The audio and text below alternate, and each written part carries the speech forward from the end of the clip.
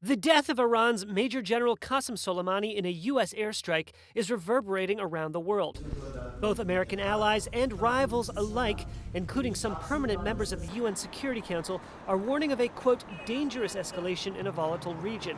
D'abord, c'est la suite d'une escalade qui dure depuis des mois. A French government minister says the assassination at Baghdad International Airport was, quote, what we feared.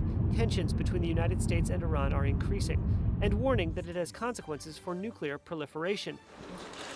A Chinese government spokesperson called on all parties, quote, especially the United States, to remain calm and exercise restraint. And a spokeswoman for the German government said the U.S. strike was a reaction to Iranian military provocations and said it was now, quote, crucial to contribute to a de-escalation and that, quote, conflicts can only be solved in a diplomatic way. Qasem Soleimani was the commander of the Quds Force, an elite unit within Iran's Islamic Revolutionary Guards Corps. And in the United States, where he is blamed for orchestrating or influencing attacks that have killed American soldiers, the fallout is coming swift. U.S. Secretary of State Mike Pompeo said in an interview, quote, the president's decision to remove Soleimani from the battlefield saved American lives. Republican allies of the president, such as former UN Ambassador Nikki Haley, applauded the reaction and called it, quote, the strong and right thing. No U.S. Democratic leaders or presidential candidates are shedding tears for Soleimani either, but they are warning against reckless and unauthorized military action.